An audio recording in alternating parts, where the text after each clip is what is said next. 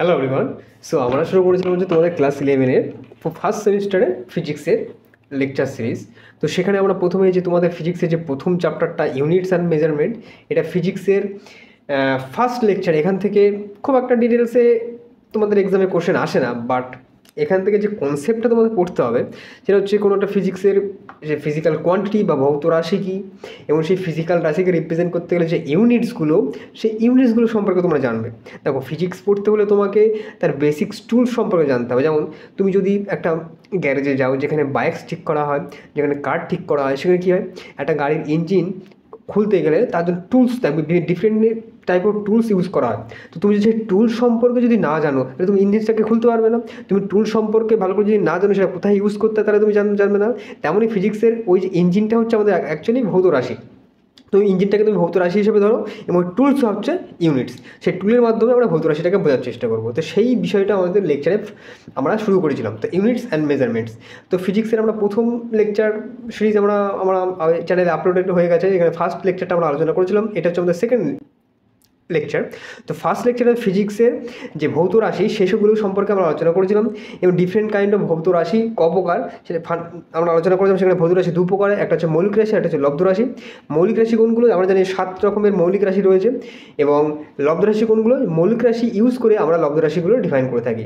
মৌলিক রাশিগুলো অন্য কোনো রাশির উপর নির্ভরশীল নয়, লব্ধ রাশিগুলো মৌলিক রাশির উপর নির্ভরশীল। সেক্ষেত্রে আমরা নন ফিজিক্যাল কোয়ান্টিটি সম্পর্কে জেনেছিলাম যে জ্বর হচ্ছে নন ফিজিক্যাল কোয়ান্টিটি, কিন্তু জ্বরের কারণে যে শরীরে যে টেম্পারেচারটা ইনক্রিজ হয়, সেই টেম্পারেচারটা হচ্ছে আমাদের ফিজিক্যাল কোয়ান্টিটি, যাকে আমরা কেলভিন বা ডিগ্রি দিয়ে, ডিগ্রি সেলসিয়াস দ্বারা রিপ্রেজেন্ট করে থাকি। ওকে, তো এই হচ্ছে আমাদের ফার্স্ট লেকচারে আমাদের কিছু ইনফরমেশন। তখন আমাদের চলে এসেছে আমাদের সেকেন্ড লেকচার। তো সেকেন্ড লেকচারে আমরা কী পড়ছি দেখো, units and measurement, class 11, lecture 2। তো এই হচ্ছে আমাদের ফার্স্ট স্লাইড।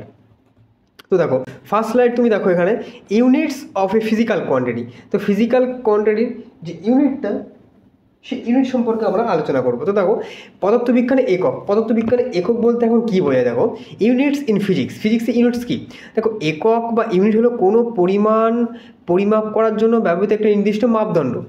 এককের ব্যবহার না থাকলে কোনো সংখ্যার মান অর্থহীন হয়ে পড়ে। বিষয়টা কি দেখো, এখানে আমাদের একটা পায়ের চিহ্ন দেওয়া আছে, পায়ের লেগ, পায়ের তলা। এখন দেখো, এই যে পায়ের যে এইটা হচ্ছে কতটা সে লম্বা এবং কতটা সে চওড়া, উইথ এবং লেন্থ, সেটাকে তার মেজার করছে। দেখো লেন্থ, এখান থেকে সে এইদিকে একটা স্কেল ইউজ করেছে, এই বরাবর লেন্থ বরাবর একটা স্কেল, দেখো একটা স্কেল ইউজ করা হয়েছে, এবং উইথ বরাবর একটা স্কেল দেখো ইউজ করা হয়েছে। দেখো, দুই দিকেই তো মেজারমেন্ট হচ্ছে, কতটা চওড়া কতটা লম্বা। তুমি এখানে দেখো, যদি তুমি লম্বাটা যদি এখন মেজার করো, তুমি লিখে দিলে লেন্থ 10, আর উইথ হাইট সেটা হচ্ছে 5। তাহলে তাহলে তুমি এখান থেকে কী বুঝতে যাচ্ছ? কি তুমি কিছু বুঝতে পারছো? কি কোনো ইনফরমেশন তুমি কি পাচ্ছি না? কারণ দেখো, এই যে লেন্থ, এই লেনের রিলেটেড আমাদের এমন কিছু ইউনিটস দরকার যেটা কিনা এইটাকে সুন্দরভাবে বোঝাবে। দেখো, এখন যদি আমি বলি এই যে লেন্থ, এটা 10 সেন্টিমিটার, এই স্কেলের সেন্টিমিটার স্কেল। তো সেন্টিমিটার স্কেলে আমি এই লেন্থটা, এই লেন্থটা আমরা মেজার করলাম যে 10 সেন্টিমিটার। এখন উইথের পাশে যদি সেন্টিমিটার যদি দিয়ে দিই, তাহলে 5 সেন্টিমিটার সেটা চওড়া। তাহলে এটাকে একটা মিনিংফুল ইনফরমেশন দিচ্ছে যে 5 সেন্টিমিটার হচ্ছে এটাকে চওড়া, এবং 10 সেন্টিমিটার এটা হচ্ছে লম্বা। তাহলে এই হচ্ছে ইউনিটস। ইউনিটস মানে কি? আমাদের ফিজিক্যাল যে রাশি, যে ভৌত রাশিগুলো, যে ফিজিক্যাল কোয়ান্টিটিগুলো আছে, সেই কোয়ান্টিটিগুলো রিপ্রেজেন্ট করার জন্য আমরা কী রাখি? একটা নির্দিষ্ট সংখ্যা থাকে, এবং তার সঙ্গে ইউনিটসকে ইন্ট্রোডিউস করতে হয়। শুধু সংখ্যা দিয়েই আমরা ফিজিক্যাল রাশিকে তার রিপ্রেজেন্ট করতে পারি, বাট ফিজিক্যাল রাশিটা অ্যাকচুয়ালি কী রাশি বা তার রিপ্রেজেন্টেশন আমরা কী মেজার করছি, তাকেই বোঝাতে হলে আমাদের ইউনিটস ইউজ করতে হবে। দেখো, লেন্থ মেজার করতে হলে আমরা সেন্টিমিটার, মিটার, স্কেল ইউজ করে থাকি। এখন দেখো, এখানে দেখো উদাহরণস্বরূপ বলে দিয়েছে, যদি দৈর্ঘ্য 5 মিটার হয়, যদি দৈর্ঘ্য হয় 5, তাহলে এটি অসম্পূর্ণ। বাট 5 মিটার, 5 সেন্টিমিটার নাকি 5 ইঞ্চি, এটি নির্দিষ্ট করা না হলে পরিমাপের কোনো অর্থ বোঝা হয় না। এই পাটা যে লম্বা, এটা কত কি সেন্টিমিটার বলে দিতে হবে। 5 সেন্টিমিটার লম্বা, 5 মিটার লম্বা, বা 5 ইঞ্চি লম্বা। তুমি যদি এই ইউনিটসগুলো সম্পর্কে না বলে দাও, তাহলে কি হয়, আমাদের যে মেজারমেন্টটা অর্থহীন হয়ে পড়ে, এটা আমাদের কোনো ইনফরমেশন দেয় না। তাহলে দেখো, আমরা ফিজিক্যাল রাশির অ্যাকচুয়ালি কী? ফিজিক্যাল রাশি হচ্ছে এমন একটা রাশি যেগুলো রিপ্রেজেন্ট করতে গেলে সংখ্যা। এবং দেখো, ফার্স্ট লেকচারে যদি আমরা ফার্স্ট স্লাইড থেকে যদি ঘুরে আসি, দেখো আমাদের তো একটু রিক্যাপ করে আসি আমরা। দেখো এখানে বলছে any quantity which can be measured or represent by a number call physical quantity. ঠিক আছে, ফিজিক্যাল কোয়ান্টিটিকে আমরা নাম্বার দ্বারা রিপ্রেজেন্ট করছি, এই যে নাম্বার দ্বারা রিপ্রেজেন্ট করছি, নাম্বার দ্বারা। এখন এই নাম্বার দ্বারা একটা ফিজিক্যাল কোয়ান্টিটিকে রিপ্রেজেন্ট করলাম অ্যাকচুয়ালি, এবং এটাকে রিপ্রেজেন্ট করতে হলে আমাদেরকে আমার একটা ইউনিটসও দরকার পড়ে। সেই ইউনিটটা কী করে, এই যে লেন্থ, এই লেন্থটাকে অন্য অন্য রাশি থেকে কী করায়, তাকে ডিফারেন্সিয়েট করে। লেন্থ আমরা লেন্থ সেন্টিমিটার স্কেলে মেজার করি। এখন যদি একটা অবজেক্ট, এখানে আমাদের সময় একটা ধরো একটা অবজেক্ট ধরো না, এই একটা বল রাখা আছে, লোহার বল, এর মাস বলে দিলাম 10 কেজি। এখন যদি আমি এখানে এম সমান সমান 10 বলতাম আর এল সমান সমান 10 বলতাম, তা দুটোর মধ্যে কোনো ডিফারেন্সিয়েটেড আছে কি? এই এম মানে কি, এন দিয়ে ভরটাকে মেজার করছে, ভরটাকে বোঝাচ্ছে, তাহলে কি ভরের জন্য একটা তার রিলেটেবল ইউনিট ইউজ করতে হবে, কি কম্পারেবল বা রিলেটেবল ইউনিট, যাকে আমরা কেজি দ্বারা রিপ্রেজেন্ট করি। এবং লেন্থ মিটার বা সেন্টিমিটার, তাহলে দেখো দুটোর মধ্যে ডিফারেন্সিয়েট, এটাকে লেন্থের একক দিয়ে লেন্থের ইউনিট দিয়ে এটাকে রিপ্রেজেন্ট করছে, আর একটা কেজি ওয়েটের মাস বা ওয়েট রিপ্রেজেন্ট করছে কি কেজি ইউনিট দ্বারা। তাহলে কি শুধু ইউনিটসগুলো ডিফারেন্সিয়েবল হতে হবে এবং একটা ইউনিক হতে হবে। ঠিক আছে, বুঝতে পারলাম যে ইউনিটস পদার্থবিজ্ঞানে কী গুরুত্বপূর্ণ একটা বিষয়। ফিজিক্সের কোনো একটা পরিমাপ করা, কোনো একটা পরিমাণ ও পরিমাপ করা একটা মাপদণ্ড। ঠিক আছে, একক ব্যবহার না করলে সেটা অর্থহীন হয়ে পড়ে। তাহলে ফিজিক্যাল কোন ইউনিট সম্পর্কে তোমরা বুঝতে পারলে। ইউনিটস হচ্ছে এমন একটা বিষয় যা পরিমাণ বা পরিমাপ করার একটা নির্দিষ্ট মাপদণ্ড। এই ডিফারেন্সিয়েট করে আমরা সেটাকে বুঝতে পারলাম। তারপর দেখো নেক্সট স্লাইড। এখন হচ্ছে fundamental and drive units. Fundamental and drive units, আমাদের এখানে কোনো স্লাইড বাদ পড়লো না। ঠিক আছে, ফান্ডামেন্টাল ইউনিট কি, ফান্ডামেন্টাল একক কি, ফান্ডামেন্টাল ইউনিটস বা ফান্ডামেন্টাল একক। দেখো আমরা বলেছিলাম ফান্ডামেন্টাল ফিজিক্যাল কোয়ান্টিটি, সেই ফান্ডামেন্টাল ফিজিক্যাল কোয়ান্টিটিকে রিপ্রেজেন্ট করতে গেলাম, ফান্ডামেন্টাল ফিজিক্যাল কোয়ান্টিটিকে রিপ্রেজেন্ট করতে গেলাম ফান্ডামেন্টাল ইউনিটের দরকার পড়বে। এইগুলো স্বাধীন একক যা মৌলিক ভৌত রাশিকে প্রকাশ করে। আমরা জানি স্বাধীন একক, স্বাধীন ভৌত রাশি কোনগুলো, লেন্থ, টেম্পারেচার, ঠিক আছে, টেম্পারেচার, তারপর টাইম, এগুলো। ঠিক আছে, দেখো উদাহরণস্বরূপ দৈর্ঘ্যের একক মিটার। এই মিটারটা হচ্ছে ফান্ডামেন্টাল ইউনিট, যেটা ফান্ডামেন্টাল ফিজিক্যাল কোয়ান্টিটিকে রিপ্রেজেন্ট করছে। ভরের একক কিলোগ্রাম, বুঝতে পারলে, সময়ের একক সেকেন্ডস। আবার কি বলছে 2 নম্বরে লব্ধ একক, ড্রাইভ ইউনিটস যাকে বলা হয়। তো লব্ধ ফিজিক্যাল, আমরা কি জানি ড্রাইভ ফিজিক্যাল কোয়ান্টিটিকে রিপ্রেজেন্ট করতে গেলে ড্রাইভের ইউনিটের দরকার পড়বে। দেখো মৌলিক কণা এককগুলোর সংমিশ্রণে তৈরি হয়, যেমন মৌলিক ফান্ডামেন্টাল মৌলিক আরে যাতে ফান্ডামেন্টাল ফিজিক্যাল কোয়ান্টিটিগুলো আছে যেগুলো, সেইগুলোর ব্যবহার করে যেমন আমরা ড্রাইভ ফিজিক্যাল কোয়ান্টিটিকে আমরা তো তৈরি করছি, তেমনই ড্রাইভ ইউনিটস আছে যেটা কিনা ড্রাইভ ফিজিক্যাল কোয়ান্টিটিকে হচ্ছে রিপ্রেজেন্ট করতে সাহায্য করবে। তেমন এই মৌলিক কণাগুলি এই হচ্ছে মৌলিক এককগুলোর সংমিশ্রণে তৈরি। যেমন হচ্ছে দেখো বেগ হচ্ছে স্পিড, তো স্পিডকে আমরা লিখতে পারি মিটার প্রতি second, meter per second. Force newton meter per second square. দেখো মৌলিক রাশিগুলোর সংমিশ্রণে ড্রাইভ ইউনিটটাকে দেখো ইউজ করা হচ্ছে। কাজ ওয়ার্ক, যাকে জুল হচ্ছে নিউটন ইন্টু মিটার, আবার এটাকে KG meter square per centimeter second square হিসেবে লিখতে পারি। দেখো এখানে লিখে দিয়ে দেখো quantity length mass time. Fundamental units কী হবে, মিটার। দেখো লেন্থের ফান্ডামেন্টাল ইউনিটস কী হবে, মিটারে বা ফুট দুটো। ঠিক আছে, কিলোগ্রাম পাউন্ড হতে পারে, সেকেন্ড বা আওয়ার্স হতে পারে। ড্রাইভ ফিজিক্যাল কোয়ান্টিটি ড্রাইভ ইউনিটসগুলো কী হবে, speed meter per second, mile per hour, kilometer per hour, এইগুলো হচ্ছে কি ড্রাইভ ইউনিটস। ফোর্সের meter, kilogram meter per second square, এরিয়ার মিটার স্কোয়ার। ঠিক আছে, এই হচ্ছে কি ড্রাইভ ইউনিটস। এবং derived quantity derived units, physical এই ফান্ডামেন্টাল ফিজিক্যাল কোয়ান্টিটির ফান্ডামেন্টাল ইউনিটস। তাহলে তুমি বুঝতে পারছো ড্রাইভ ফিজিক্যাল ফান্ডামেন্টাল ইউনিট সম্পর্কে তোমরা দেখেছো, ফান্ডামেন্টাল ড্রাইভ ইউনিট সম্পর্কে তোমরা জানলে। কারণ আমাদের যেসব ফান্ডামেন্টাল ফিজিক্যাল কোয়ান্টিটি আছে তার রিপ্রেজেন্ট করার জন্য ফান্ডামেন্টাল ইউনিটসের প্রয়োজন পড়ে, মৌলিক এককের প্রয়োজন পড়ে। তেমনই লব্ধ ভৌত রাশি রিপ্রেজেন্ট করার জন্য, প্রকাশ করার জন্য আমাদেরকে লব্ধ ইউনিটের প্রয়োগ পড়ে। যেমন ফান্ডামেন্টাল ফিজিক্যাল কোয়ান্টিটি বা ফান্ডামেন্টাল বা প্রাথমিক রাশিগুলোর সংমিশ্রণে যেমন লব্ধ একক তৈরি হয়, তেমনই প্রাথমিক ইউনিটসগুলো বা প্রাথমিক রাশির বা প্রাথমিক এককগুলোর সংমিশ্রণে ড্রাইভ ইউনিটসগুলো তৈরি হয়। বোঝা গেল? তাহলে আমরা আমাদের নেক্সট স্লাইডে যেতে পারি। বোঝা গেল এটা? তারপর নিড ফর প্রিসাইজ স্ট্যান্ডার্ডাইজেশন। কি বলছে, আমরা এই যে বিভিন্ন যে ইউনিটসগুলো ইউজ করছি, এই ডিফারেন্ট ইউনিটগুলোকে স্ট্যান্ডার্ডাইজ করলো কেন, কেন দরকার পড়লো? লেন্থের জন্য মিটারের কেন দরকার পড়লো? তারপর হচ্ছে হাইট মাপার জন্য ফুট ইউজ করা হয় কেন? যেমন মাসকে রিপ্রেজেন্ট করার জন্য কিলোগ্রাম ইউনিট ইউজ করা হয় কেন? এইগুলো হচ্ছে স্ট্যান্ডার্ডাইজ করা, একটা ইউনিট থেকে আরেকটাকে ডিফারেন্সিয়েট করা। লেন্থের জন্য মিটার স্কেল ইউজ করা হবে, কোনো ওয়েটের জন্য কেজি কিলোগ্রাম ইউনিট ইউজ করা হবে। তারপরে দেখো এখানে একটা জিনিস দেখো, এটা গুরুত্বপূর্ণ। ইন ওল্ড টাইমস, একদম পুরোনো দিনে যখন ফিজিক্স ডেভেলপমেন্ট হচ্ছিল, তখন পিপল ইউজ, যখন তখনকার দিনে যে সায়েন্টিস্ট ছিল তারা কি ইউজ করতো টু মেজার করতে ইউজ করতো লেন্থ বাই হ্যান্ডস পাম। দেখো ওদের তখনকার দিনে কী করতো, আমাদের সামনে ধরে নাও একটা পেন আছে, তো এই পেনটা কতটা লম্বা সেটা ইউজ করতো, কীভাবে মেজার করতো? তাদের হাতের যে হাইট, তাদের যে হ্যান্ডস পাম আছে, সেই হ্যান্ডস পাম দিয়ে তারা মেজার করতো যে আমার হাতটা এতটা চওড়া, এটাই হচ্ছে এই অবজেক্টটার হাইট, আমার হাতের সমান। তো এইভাবে তারা তারা হচ্ছে ক্যালকুলেট করতো।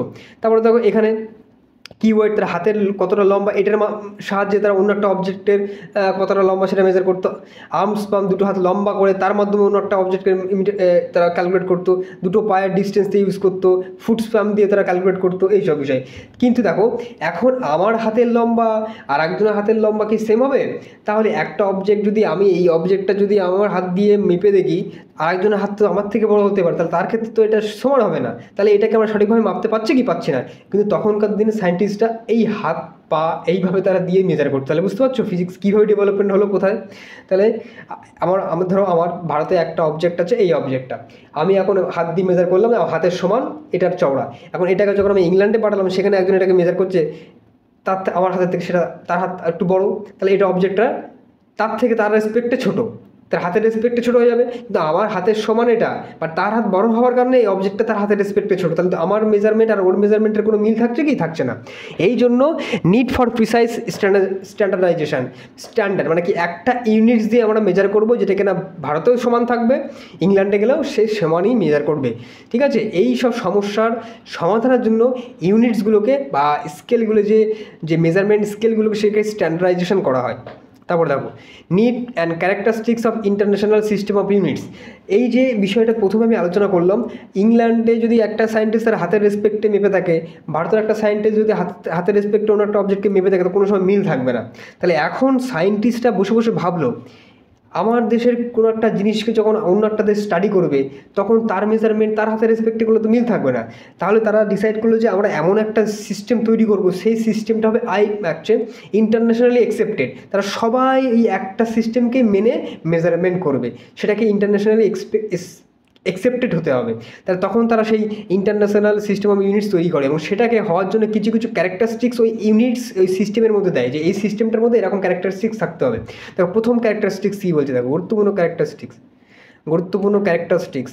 প্রথম ইনভেরিয়েবল মানে কি, দেখো যেটা কিনা ইন্ডিয়াতে যদি সেম থাকে, সেই সেম জিনিসটা ইংল্যান্ডও সেম থাকতে হবে। অনেকে ভেরিয়েবল হবে না, ভেরিয়েবল হবে ইনভেরিয়েবল, মানে কি সেটাকে কনস্ট্যান্ট থাকবে। আমি একটা অবজেক্ট নিলাম, এই অবজেক্টটা যদি 10 মিটার আমি মেজার করি, ইন্ডিয়াতে মেজার করি, সেটা সেই অবজেক্ট যদি ইংল্যান্ডে পাঠানো, সেই জন্য 10 মিটারই পায়। তাহলে সেই ইউনিটের স্ট্যান্ডার্ডাইজেশন হিসাবেই অবজেক্টটাকে, তার লেন্থটাকে আমরা ঠিকভাবে সঠিকভাবে মাপতে পারছি, কারণ আমি যে ইউনিট ইউজ করছি সেও সেম ইউনিটই ইউজ করছে। তারপরে কী বলছে, সুইটেবল সাইজ মিন যে ইউনিটটা আমরা ইউজ করছি, সেই ইউনিট ইউজ করার ক্ষেত্রে দেখো সুইটেবল সাইজ, খুব ছোটো আকারে আমরা রিপ্রেজেন্ট করতে পারছি। ঠিক আছে, রিপ্রডিউসিবল, এই ইউনিটসগুলোকে আমরা রিপ্রডিউসিবল মানে হচ্ছে বিষয়টা কি, মানে এই যে ইউনিটসগুলো দিয়ে আমরা অন্য একটা ইউনিটস সেটাকে আমরা রিপ্রডিউসিবল করতে পারবো। তারপর কী বলছে, ফোর্থ ইন্টারন্যাশনালি অ্যাকসেপ্টেবল। এই যে ইংল্যান্ড অ্যাকসেপ্ট করছে সেই মিটার স্কেল, ইংল্যান্ডও মিটার স্কেল ইউজ করছে, মানে কি ইন্টারন্যাশনালি এটাকে সবাই অ্যাকসেপ্ট করছে। এই ক্যারেক্টারিস্টিক্সগুলো থাকতে হবে। তার মধ্যে এটা হচ্ছে গুরুত্বপূর্ণ, ইনভেরিয়েবল মানে হচ্ছে কি সব জায়গায় সমান থাকতে হবে, বোঝা গেল? ভেরি ভেরি ইম্পর্টেন্ট এইটা। তারপরে দেখো সাম স্ট্যান্ডার্ড ইউনিটস, কিছু স্ট্যান্ডার্ড ইউনিট, মৌলিক একক। আমরা মৌলিক ফিজিক্যাল কোয়ান্টিটি পড়েছি, মৌলিক রাশি পড়েছি, তার জন্য রিপ্রেজেন্ট করার জন্য মৌলিক ইউনিটসের প্রয়োজন পড়ে। তেমন দৈর্ঘ্য, ভর, সময়, তাপমাত্রা, বিদ্যুতের প্রবাহ, পদার্থের পরিমাণ, আলোর তীব্রতা, এই হচ্ছে ফিজিক্যাল কোয়ান্টিটি। এর জন্য যে ইউনিটসগুলো কি metre, kilogram, second, kelvin, ampere, mole. Mole হচ্ছে কি অ্যামাউন্ট অফ সাবস্টেন্স, যেটা তোমরা কেমিস্ট্রিতে খুব ডিটেলসে পড়বে। লুমিনাস ইন্টেন্সিটি, যাকে আমরা ক্যান্ডেলা দিয়ে রিপ্রেজেন্ট করি, এই ক্যান্ডেলা যে ইউনিটটা তোমরা দেখতে পাচ্ছ, আলো তীব্রতাকে রিপ্রেজেন্ট করতে ইউজ করা হয় এই ইউনিটটা, এটা তোমাদের ক্লাস 11-এ খুব একটা ইউজেস পাবে না। ক্লাস 12-এ গিয়ে তোমরা একটা চ্যাপ্টার পড়বে, সেখানে খুব অল্প দু একটা জায়গায় তোমরা হয়তো পেতে পারো। এটা তোমরা পড়বে কখন? যখন তোমরা বিএসসি ফিজিক্স পড়বে, এমএসসি করবে, পিএইচডি করবে, তখন এই ইউনিটের ব্যবহার তোমরা সব থেকে বেশি করবে। আর এটা তো কেমিস্ট্রি মানে মিস্ট্রি, আর এইগুলো তোমরা তোমাদের 11-এ খুব ইউজ করতে পারবে। যার জন্য এই অ্যাম্পিয়ার কারেন্ট তোমরা 12-এ পড়বে, এই কেলভিন, টেম্পারেচার, এই পর্যন্ত ক্লাস 11-এ তোমরা খুব সুন্দর বেশি বেশি করে ইউজ করতে পারবে। দেখো এর প্রতীক, এই যে মিটার স্কেল, তার জন্য এম দ্বারা রেট করে, কিলোগ্রামকে কেজি, সেকেন্ড, কেলভিন, অ্যাম্পিয়ারকে অ্যাম্পিয়ার, এএমপি বা এ দ্বারা রিপ্রেজেন্ট করে। মোল সাবস্টেন্স, কোনো একটা অবজেক্ট অ্যামাউন্ট অফ সাবস্টেন্স যাকে মোল দ্বারা রিপ্রেজেন্ট করে, তাকে হচ্ছে এমওএল বলে। আর এটা হচ্ছে ক্যান্ডেলা, সিডিও দ্বারা রিপ্রেজেন্ট করে। বুঝতে পারছো? এই হচ্ছে সাম স্ট্যান্ডার্ড ইউনিট সম্পর্কে আমরা স্টাডি করলাম। তারপরে কি হচ্ছে সাম স্ট্যান্ডার্ড ইউনিটস লব্ধ এককের জন্য। লব্ধ এককের জন্য কিছু স্ট্যান্ডার্ড ইউনিটস দেখো। লব্ধ রাশি কোনগুলো? যেটা প্রাথমিক রাশির ইউজে লব্ধ একক হয়, ফিজিক্যাল কোয়ান্টিটিগুলো হয়। সেই লব্ধ রাশিগুলো রিপ্রেজেন্ট করার জন্য লব্ধ এককের প্রয়োজন পড়ে। সেই লব্ধ এককগুলো এখন আমরা জানবো। আমরা জানি ভৌত রাশি, ফিজিক্যাল কোয়ান্টিটি, লব্ধ, ড্রাইভ ফিজিক্যাল কোয়ান্টিটি, বল, চাপ, শক্তি, ক্ষমতা, চার্জ, বিপত্তক, প্রতিরোধ, ফ্রিকোয়েন্সি, একে রিপ্রেজেন্ট করছে কি এই ইউনিটস দ্বারা। এবং এইগুলোর প্রতীক নিউটন, পাস্কেল, জে দ্বারা, ডাব্লিউ দ্বারা, সি দ্বারা কুলম্ব, ভি দ্বারা ভোল্ট, ওহম দ্বারা কারেন্ট, আর এই হার্জ দ্বারা ফ্রিকোয়েন্সিকে রিপ্রেজেন্ট করছে। আর এইগুলো দেখো ড্রাইভ কাকে কী দিয়ে ড্রাইভ করা হচ্ছে? ফান্ডামেন্টাল ইউনিটসগুলোর ইউজে দেখো, এগুলোকে নিউটনকে ড্রাইভ করছে, পাস্কেলকে ড্রাইভ করছে, জুলকে ড্রাইভ করছে, ওয়ার্ককে ড্রাইভ করছে, কুলমকে ড্রাইভ করছে, ভোল্টকে ড্রাইভ করছে, ওহমকে ড্রাইভ করছে। কার ইউজে? ফান্ডামেন্টাল যে ইউনিটসগুলো তার রেসপেক্টে। তাহলে এখান থেকে তোমরা ফান্ডামেন্টাল ইউনিট সম্পর্কে জানলে, সাম স্ট্যান্ডার্ড ইউনিট সম্পর্কে তোমরা এখানে জানলে, যার মধ্যে প্রাথমিক রাশি, প্রাথমিক একক বা লব্ধ একক থাকলো। তারপরে দেখো এখানে একটা জিনিস লক্ষ্য করো, এখন গুরুত্বপূর্ণ বিষয়, ভেরি ভেরি ইম্পর্টেন্ট একটা বিষয়, এই কোয়ান্টিটিটার দিকে তোমরা লক্ষ্য করো। ম্যাগনিটিউড অফ ফিজিক্যাল কোয়ান্টিটি আমরা কী ছিলাম? লেন্থ একটা ফিজিক্যাল কোয়ান্টিটি। আমাদের সামনে একটা অবজেক্ট, এই অবজেক্টটা তুমি ধরো, এই অবজেক্ট, এটাকে আমি মেজার করলাম, এই অবজেক্টটা মেজার করলাম, যাকে আমরা বললাম 10 মিটার। তাহলে তুমি এই বিষয়টাকে ভালো করে লক্ষ্য করো তো, এই অবজেক্টটা 10 মিটার লম্বা। তাহলে ভৌত রাশির ম্যাগনিটিউডটা কী হবে? দেখো ফিজিক্যাল কোয়ান্টিটির ভৌত রাশি, এইটা দেখো একটা ভৌত রাশি, এইটা কি একটা ভৌত রাশি, এটা একটা ভৌত রাশি, সেটাকে রিপ্রেজেন্ট করছে একটা নাম্বার এবং একটা ইউনিট। তাহলে সেম, তাহলে এই জায়গাটাকে তোমরা লক্ষ্য করে দেখো। তাহলে ম্যাগনিটিউড ফিজিক্যাল কোয়ান্টিটিটাকে আমরা একটা সমীকরণ দ্বারা রিপ্রেজেন্ট করতে পারবো। সেই সমীকরণ হচ্ছে Q equals to N U, এনটা হচ্ছে একটা নাম্বার, ইউ হচ্ছে ইউনিটস অফ দ্য মেজারমেন্ট। তাহলে এই জায়গাটা দেখো, লেন্থ 20 মিটার, যেখানে 20টা হচ্ছে একটা নাম ম্যাগনিটিউড, আর এমটা হচ্ছে ইউনিট। এখন যদি তোমাকে এখানে টাইম 10 সেকেন্ড, 10 হচ্ছে একটা নাম্বার, এটা হচ্ছে তোমার ইউনিট। তাহলে কোনো একটা ফিজিক্যাল কোয়ান্টিটিকে রিপ্রেজেন্ট করছে কি এই সমীকরণ দ্বারা, যেখানে এন হচ্ছে নাম্বার আর ইউ হচ্ছে ইউনিটস। তাহলে এই যে বিষয়টা তোমরা এখানে দেখতে পারলে, যে ম্যাগনিটিউড অফ ফিজিক্যাল কোয়ান্টিটিকে আমরা কীভাবে রিপ্রেজেন্ট করছি, আর এই সমীকরণটা কীভাবে আসছে, ওই যে ফিজিক্যাল কোয়ান্টিটি রিপ্রেজেন্টেশন আমরা এই সূত্র দিয়েও করতে পারছি, যেখানে কী হচ্ছে কি ওই ফিজিক্যাল কোয়ান্টিটিটা সেখানে রিপ্রেজেন্ট করছে একটা নাম্বার এবং তার ইউনিট দিয়ে। বোঝা গেল এই সমীকরণের মাহাত্ম্যটা? বোঝা গেল? তাহলে আমাদের নেক্সট স্লাইডে যেতে পারি কি? একদম। তারপর দেখো ম্যাগনিটিউড অফ ফিজিক্যাল কোয়ান্টিটি, এখানে দেখো আমরা জানি 1 মিটার সমান তোমার ক্লাস 1 মিটার সমান ক্লাস 10-এ পড়ে এসছো কিন্তু 100 সেন্টিমিটার। বুঝতে পারছো? 1 কেজি সমান 1000 গ্রাম, গ্রাম। ঠিক আছে, এইগুলো দেখো। তাহলে তুমি দেখো এইটাকেই তো আমরা একটু আগে দেখে এসেছি, এইটাকেই তো আমরা এইভাবে লিখছি, কিউ সমান এন ইউ। এই কিউ হচ্ছে কি ওই ফিজিক্যাল কোয়ান্টিটি, এই এনটা কি 1 আর এই ইউটা কি মিটার। আর এইটাকেই দেখো আরেকভাবে লিখছি 100, আর এটা কি সেন্টিমিটার। তারপরে দেখো N1।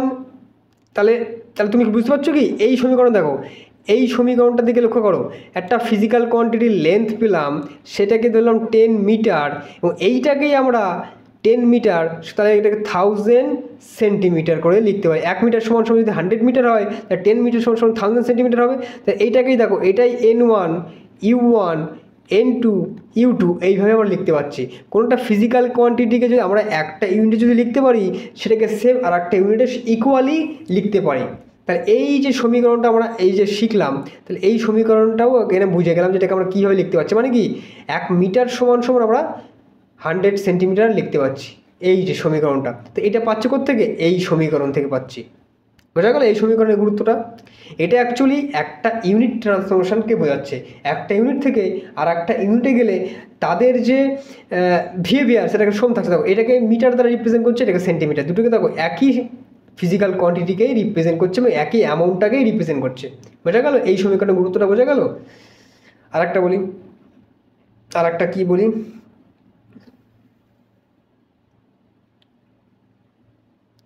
নেক্সট স্লাইড আমরা দেখি কী আছে।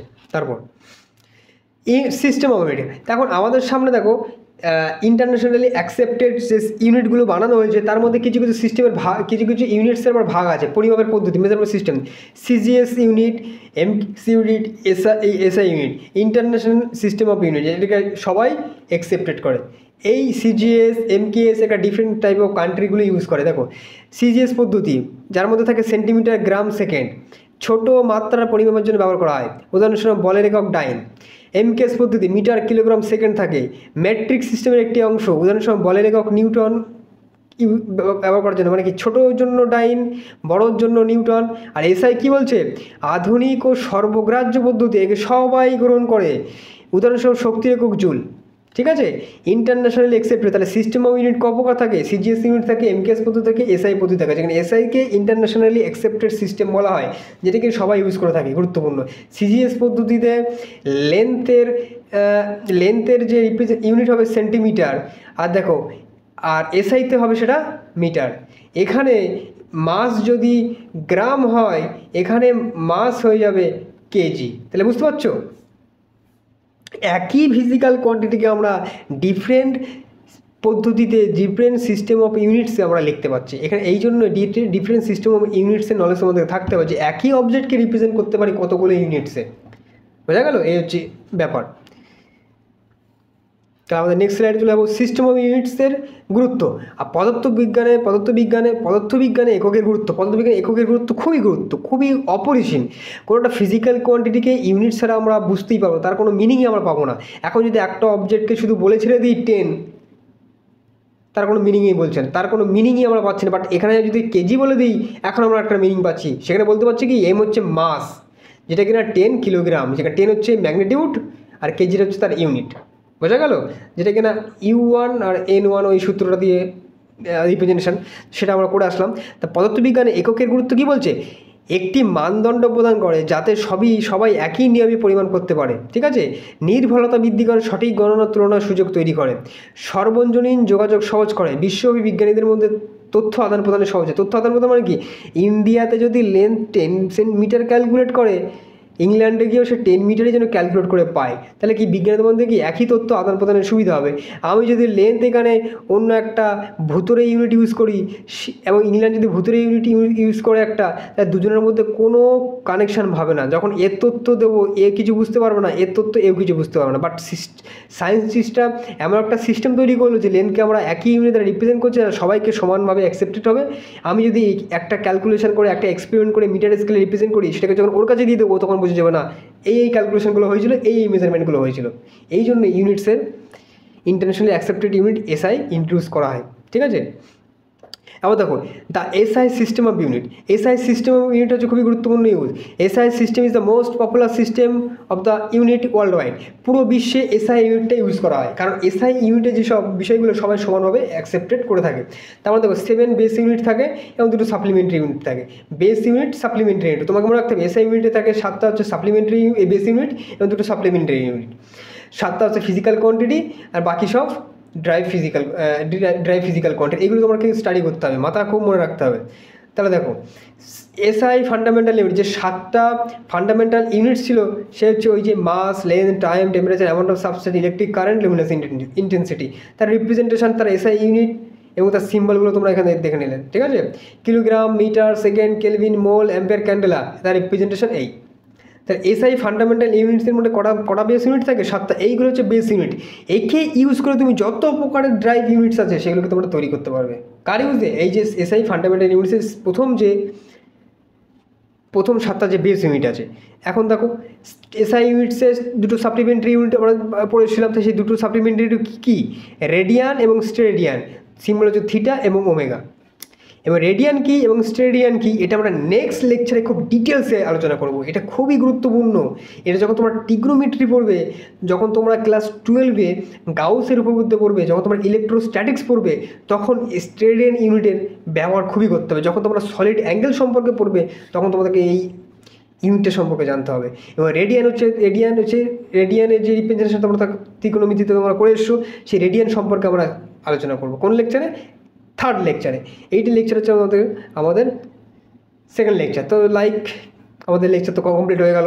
কী করতে হবে? চ্যানেলটাকে সাবস্ক্রাইব করতে হবে, লাইক করতে হবে এবং এইটাকে মেনে চলতে হবে যে লার্ন প্রো এক্স, কোনো কিছু বিষয়কে একদম প্রোভাবে সুন্দরভাবে শিখতে হবে, ঠিক আছে? তাহলেই হবে। তাহলে এই হচ্ছে আমাদের লেকচার। এই যে স্টাডি করলাম এতক্ষণ, এই যে আমরা যে তোমরা যে স্লাইডগুলো তোমরা পেলে, যে স্লাইডে আমরা স্টাডি করলাম, এই স্লাইডটা তোমরা পাবে আমার টেলিগ্রাম চ্যানেলে। এই যে টেলিগ্রাম চ্যানেলটা তোমরা ডেসক্রিপশানে পাবে, সেখান থেকে এটাকে ডাউনলোড করবে এবং লেকচারটা ভালো করে দেখলে, নোটটাকে নিজেদের খাতায় লিখলে এবং টেক্সট বুকটাকে পড়ার পর আমার নোটের সাথে সাথে কী কী ইনফরমেশান আরও অ্যাড করতে হবে সেগুলো তোমাদের নোটে ড্রাইভ করবে। আমার স্লাইডে তোমরা খুবই মিনিমাল, খুবই সামান্য ইনফরমেশান দেখতে পাচ্ছ। তোমাদের মাথায় ধারণা আসতে পারে ফিজিক্সে তো আরও প্রচুর ইনফরমেশান থাকতে হয়, কিন্তু এখানে তোমাকে মাথা খাটাতে হবে। এখানে যে ইনফরমেশানগুলো আমি তোমাকে দিলাম, এইগুলো হচ্ছে মেন পয়েন্ট ইনফরমেশান। এই ইনফরমেশানগুলো তোমাকে স্টাডি করতে হবে। এইগুলো হচ্ছে মেন ইনফরমেশান এবং তার রিলেটেড তার পাশে যত ইনফরমেশানগুলো আছে সেগুলোকে তোমাকে নিজে নিজে গ্যাদার করতে হবে এবং তোমার নোটে লিখতে হবে, তাহলেই তোমার হবে। একটা টিচার সমস্ত ইনফরমেশান দিলে কোনো সময় সিলেবাস কমপ্লিট হবে না। টিচার তোমাকে মেন টপিকগুলো দেখিয়ে দিতে পারে এবং বলে দিতে পারে এর আশেপাশে স্টাডি করতে হবে তোমাকে নিজে, এবং তার নিজের নোট বানাতে হবে, তাহলেই তো সে পারবে। শুধু টিচারের নোট পড়লে কিন্তু হবে না, নিজের নোট তৈরি করতে হবে। আমি একটা কথা বলে দিই, যখন তোমরা বড় বড় কোচিং ইনস্টিটিউটে যাবে, তখন তোমাদেরকে টিচাররাই বলে দেবে যে নিজে কোশ্চেন সলভ করতে হবে, নিজে সেলফ স্টাডি করতে হবে, তাহলেই সম্ভব। নিজে সেলফ স্টাডি না করলে কোনো টিচার তোমাকে কোনো এন্ট্রান্স এক্সাম কোয়ালিফাই করাতে পারবে না। এই জন্যে বলছি নিজে সেলফ স্টাডি করাটাকে জোর দাও বেশি বেশি করে। কী করতে হবে? Self study. আমি আমার শেষ স্লাইডে যাই, ঠিক আছে? কী করতে হবে? আমার পেন দরকার, কালার নেই, কালার ইয়েলো। সেলফ স্টাডি ছাড়া কোনো কিছু সম্ভব হবে না। এখন থেকে যদি সেলফ স্টাডির ধারণাটাকে যদি আনতে পারো, এই ধারণাটা তোমার কাজে লাগবে যখন তোমরা বড় বড় কোচিংয়ে যখন পড়তে যাবে, তখন দেখবে ওখানে যেসব স্টুডেন্ট আছে, টপ লেভেল স্টুডেন্ট, ওরা টিচারের নোটস, টিচারের লেকচারের ছাড়াও নিজেরা বেশিরভাগ সময়টা সেলফ স্টাডিতে দেয়। সেলফ স্টাডি ছাড়া কোনো কিছু সম্ভব নয়। চলো, চ্যানেলটাকে কী করতে হবে? সাবস্ক্রাইব করতে হবে, লাইক করতে হবে, নিচে কমেন্টস করতে হবে যে আমার সমস্যা কোথায় হলো, আমাকে সমস্যা বলতে হবে। আমার চ্যানেল থেকে গিয়ে এই নোটটা নিতে হবে ডাউনলোড করে, এবং সেখানে কোনো প্রবলেম থাকলে আমাকে পোস্ট করতে হবে, আমি তোমাদেরকে রিপ্লাই দেবো। চলো, দেখা হচ্ছে আমাদের নেক্সট একটা